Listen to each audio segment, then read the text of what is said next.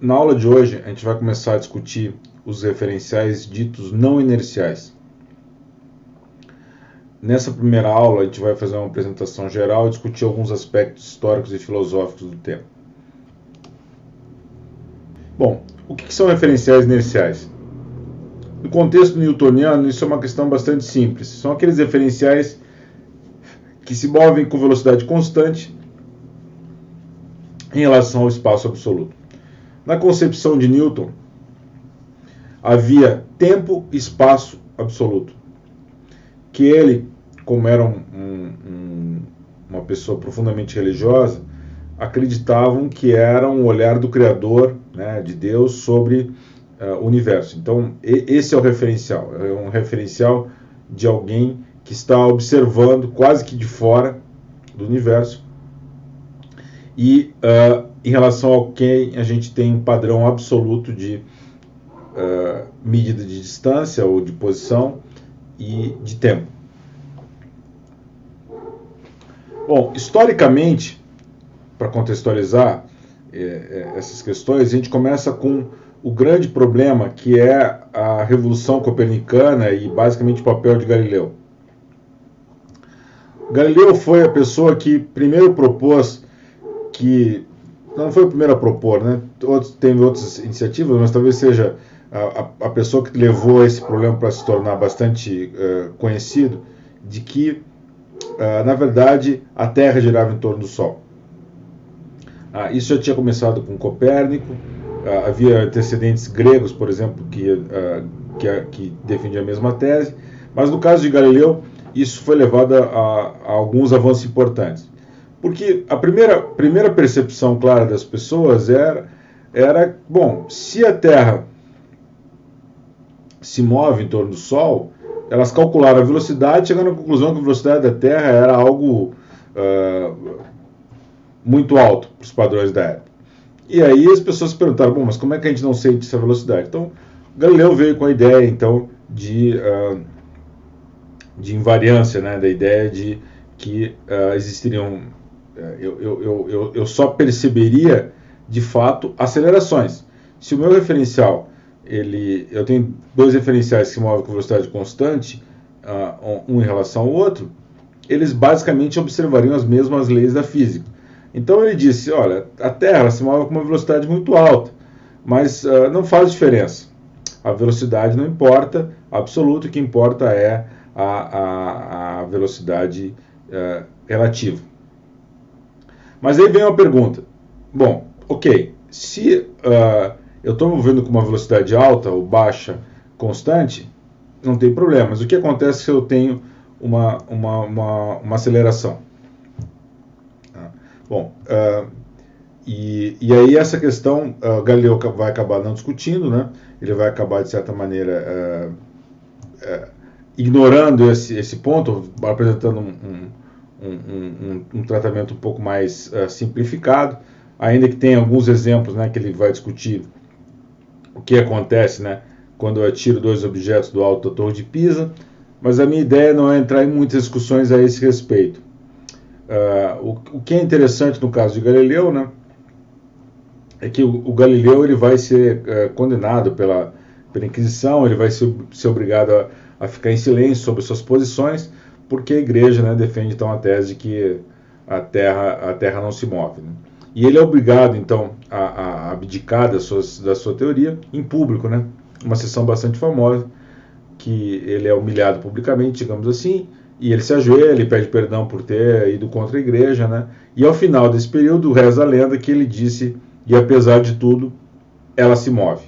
Então ele nega, mas para sobreviver, mas ele admite que no final do dia a Terra se move. E a questão é que nós vamos discutir um pouco aqui, como é que a gente pode demonstrar de certa maneira que, na verdade, a Terra se move, que ela não é o centro do universo estático. Newton, ele obviamente, ele já parte de assumindo que as ideias de Galileu são essencialmente corretas, né? Ele já tem uma visão de mundo em que a Terra não é o centro do universo, né? Então ele desloca essa origem preferencial, né? Que era a Terra,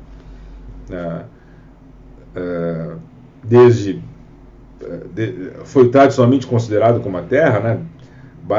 Basicamente desde Aristóteles, né? Aristóteles é um que vai considerar que o centro da Terra era um foco preferencial, né? Era de alguma maneira um referencial muito importante. Então, nesse caso, no caso do centro da Terra, eu tinha um locus, né? Tinha um ponto específico que era um referencial privilegiado. Newton, ele vai abandonar, obviamente, essa ideia de existir um referencial pontual, um ponto no espaço que é um referencial privilegiado. Ele vai propor a lei da gravitação e ele vai continuar, de alguma maneira, fiel a essa tradição. Porque ele vai colocar no lugar desse ponto o espaço absoluto. Então, Newton vai ver essa questão do espaço absoluto, e isso é um aspecto que vai ser duramente criticado em Newton, porque ele, de certa maneira, faz referência a algum conceito que é muito abstrato, que não pode ser observado diretamente, porque tudo aquilo que a gente consegue observar são relações entre coisas. Então, o espaço absoluto seria uma entidade de observação impossível ou indireta. E na história isso vai gerar uma série de problemas. Mas Newton coloca, então, um problema muito interessante, que é um problema bastante desafiador, na verdade, que é o seguinte: ele imagina que eu tenha um balde com água. E esse balde gira em torno do próprio eixo. Tá? Ele gira em torno do próprio eixo. Então, a pergunta é: o que vai acontecer? Newton diz que o balde, mesmo que só existiu o balde no universo, como ele vai estar girando, ele sabe que está girando, e o que vai acabar acontecendo é que eu ia ter, devido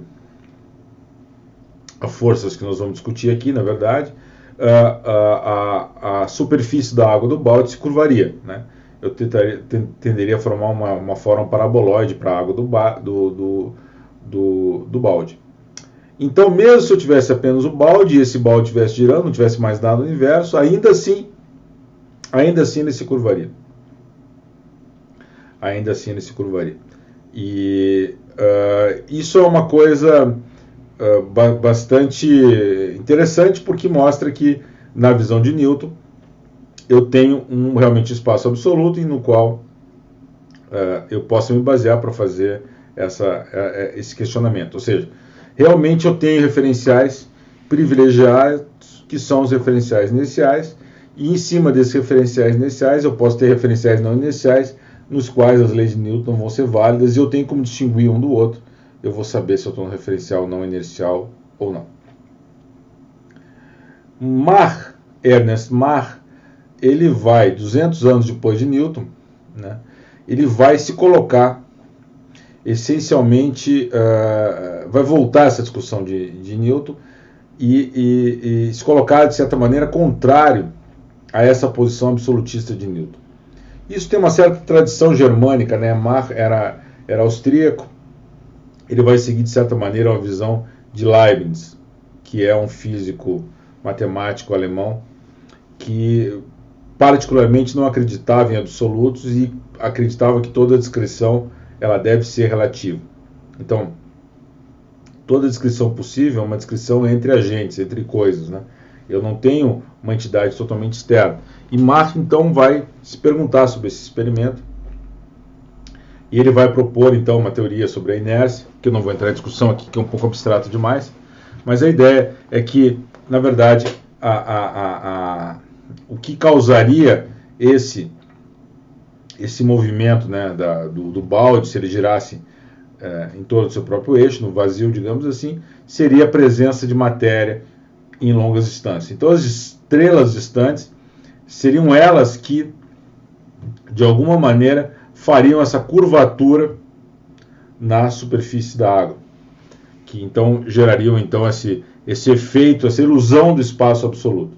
Tá? Então, na verdade, não seria o espaço absoluto, seriam interações que eu teria à distância.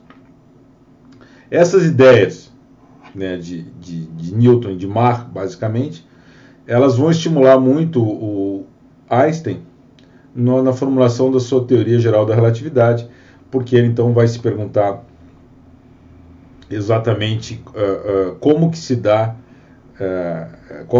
como é possível isso, porque a teoria da relatividade é uma teoria que também é uma teoria que está intrinsecamente ligada à ideia que não existe referenciais privilegiados. E ele vai então chegar à conclusão, por exemplo, de que o corpo que cai sob a ação da gravidade e um corpo que é acelerado com a mesma aceleração, no final do dia seriam indistinguíveis. Tá? Então isso é chamado de princípio da equivalência. Então essas reflexões de Mach, que por sua vez são reflexões de Newton, elas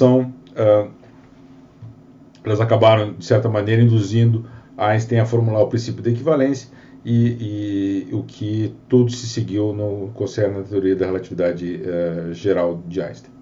Bom, aqui eu vou comentar algumas coisas com vocês rapidamente. A gente vai trabalhar com uma principal aplicação, que é a Terra. Né? A Terra é o principal referencial não inercial que a gente tem, porque em várias aplicações o fato da Terra girar, isso tem efeitos práticos, tá?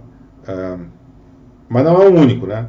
Se vocês olharem, tem vários filmes de ficção científica em que eu induzo gravitação artificial, por exemplo, através de referenciais não inerciais. 2001 é um exemplo clássico disso, né? Em que ele tem cenas famosas onde eu acabo induzindo gravidade devido a essa presença de rotações. Uma área que é muito importante, o caráter não inercial do referencial Terra, é a meteorologia, né? Principalmente no que concerne a furacões e outros fenômenos meteorológicos, né? Que aí vocês vão ver, conforme a gente vai discutir logo na sequência, eu vou chamar de forças temporariamente, mas são forças fictícias, na melhor das hipóteses, né? A força de Coriolis, por exemplo, que elas são importantes para determinar o fato que os furacões, por exemplo, eles acabam girando em torno do próprio eixo. São fenômenos em que isso acontece. Um outro exemplo famoso para burro é o pêndulo de Foucault. O pêndulo de Foucault é um pêndulo gigante que está em Paris. Ele tem várias incursões da literatura, né? Inclusive tem um romance famoso no Beto Eco que chama O Pêndulo de Foucault. E ele é uma tentativa de demonstrar que a Terra gira. No final das contas, como através da construção de um pêndulo. E esse pêndulo, então, se faz um tratamento matemático, né? E a gente consegue, então, correlacionar o fato que o eixo do pêndulo varia com a rotação da Terra. Então, é uma maneira de medir a rotação da Terra usando essa estratégia. Então, esse problema nós vamos tratar com algum cuidado aqui. Então, assim, esse capítulo é um capítulo que tem vários exemplos bastante interessantes, né?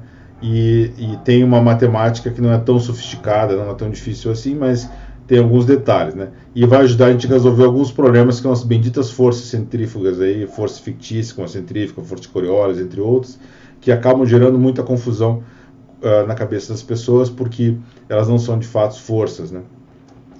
Mas elas são consequências, elas são consequências do fato que a gente imaginar que nosso referencial é inercial, quando na verdade ele não é. Tá? Isso vai ser discutido nas próximas aulas aqui.